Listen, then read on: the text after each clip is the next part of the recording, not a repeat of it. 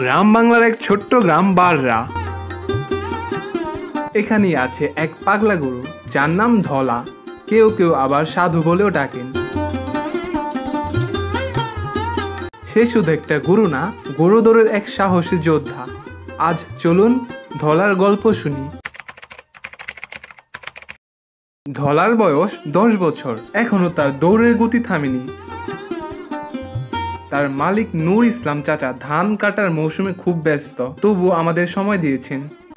এমনি কে কিছু করবো না, খালি আমাকে ছাড়া অন্য মানুষ গেলে গোটা দিব, অন্য মানুষ যাই পারবো না বলে। এই যে দেখেন খারাই কেমনে হয়, পুরো বডি দেখেন কেমনে। হ্যাঁ ওই আপনি দেখে ডরাইছে। কয় বছর ধরে পালন করেন? আমি 4 বছর। এটা আমাকে লগবুজ দোয়ার থানা হওয়ার জায়গায় কুমরগঞ্জ, তারপরে ওই যে বাড়ি খালি চুরাইন, ওই বান্দুরে বাইরা খালি, তারপরে আওনা, এই আওনার মাঠে ঘুরতে পারছি। 9 গাছ কাছে দিয়েছিলাম, একটা নিয়ে গেছে। এইগুলোতে কি কি প্রাইস পাইছেন আপনি? টিপি তখন তো খালি টিপির চল, টিপি দেয় বেশি।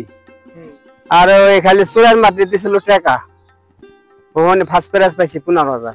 এটা লগবুজ দোহার থানার মধ্যে সবাই জানে যে এটা সেরা গরু। গেলে এটা জমজমাট হয়, মানুষও হয়। সবরে আমার নাম হইলো নূর ইসলাম, আমার দেশের বাড়ি হলো বাররা, এই জায়গার নাম হইলো বাররা, থানা লগবুজ, ডিস্ট্রিক্ট ঢাকা। গরুদের যে আবেগ থাকে, ভালোবাসা থাকে, তা না দেখলে বুঝে ওঠা যায় না। ধলা এই গরুদৌড়ের সাহসী বীর, আর পাশে ছায়ার মতো ঘোরে এক ছোট্ট গরু। প্রথম দেখাতেই বোঝা গেল এ যেন কোনো সাধারণ সম্পর্ক নয়। ধলা তাকে মাঝে মাঝে চেটে দেয়, মাথায় হালকা ঠেলা মারে, আবার পাশে রাখে, যেমনটা একজন অভিভাবক তার সন্তানকে আগলে রাখে।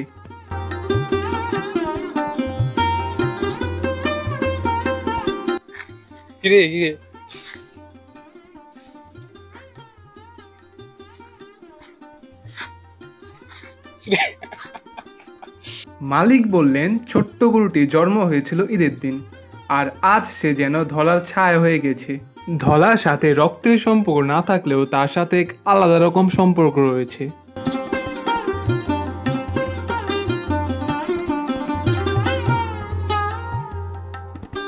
আর এক আশ্চর্যের বিষয়, এই ছোট্ট গরুটিরও এক অভ্যাস আছে। সে মালিকের মা মানে দাদির পেছন পেছন ঘুরে।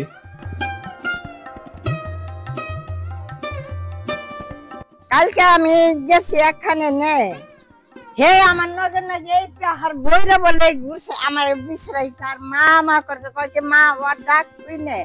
ওখানে আমার চোখ পানি হয়ে গেছে, আমি কইছি আল্লাহ রে, আমার মাই মরে গেলে আমি এরকম ডাক পারো আমার কান্দু। এই দৃশ্যটা শুধু একটি গুরু আর মানুষের নয়, ভালোবাসা এখানে শব্দে নয়, চোখে চোখে, স্পর্শে এবং আচরণে প্রকাশ পায়।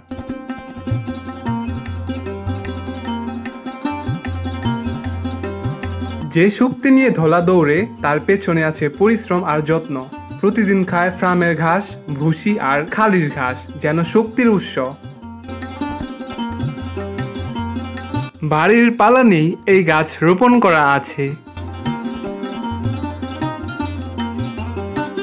চলুন আমরা ধলা সম্পর্কে স্থানীয় এক ভাইয়ের কাছ থেকে কিছু কথা শুনি।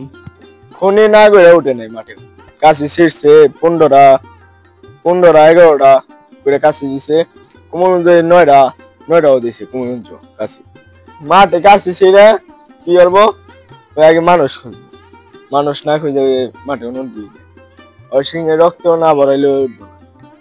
সবাই যে ভিডিও করতেছে, এই যে দেখতেছে, আবার যদি বেশি পোলাবান যদি আহে ওই খাইবই না, কিছুই খাবো না। কারণ কি? ওই যে মনে হচ্ছে অন্য বাচ্চা নিয়ে যাবো রে, ওই গরু দৌড়ে নিয়ে যাবো। এই বাচ্চা বালতা আছে, একটা দিন আইলে ওদের খাওয়া মোয়া বন্ধ হয় না। কোন দিন? এই গরু দৌড়ের দিন।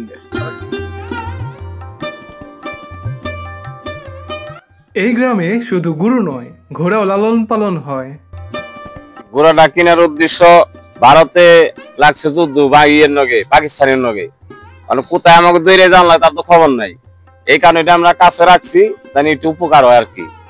দেশে যে চুরি বাড়ছে, গরু মরু নিয়ে গেলে সমস্যা। এই যে কয়েকদিন আগে মাইলের থেকে আমার একটা ওই 3টা গরু নিয়ে গেছে, প্রায় 5 লাখ টাকার মাল নিয়ে গেছে।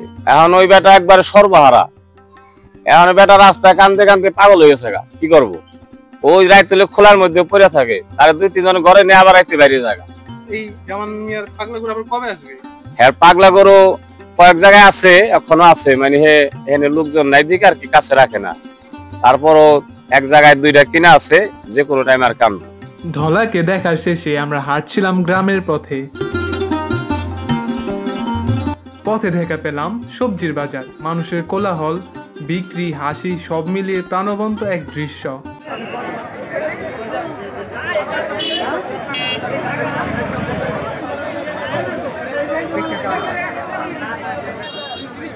এই বাজারে শাকসবজি পাইকারি দামে পাওয়া যায় সবকিছুই। এই ভিডিও ধারণ করতে আমি কিন্তু ক্লান্ত হয়ে গেছি, এখানে আমার অনেক পরিশ্রম। এই ভিডিওগুলো আপনাদের জন্যই বানানো হয়। আপনারা যদি ভিডিওটি লাইক করেন, কমেন্ট করেন, তাহলে আমি আরো অনুপ্রাণিত হব এবং আপনাদের জন্য আরো নতুন নতুন অনেক ভিডিও বানাতে পারবো। সবাইকে ধন্যবাদ সম্পূর্ণ ভিডিওটি দেখার জন্য।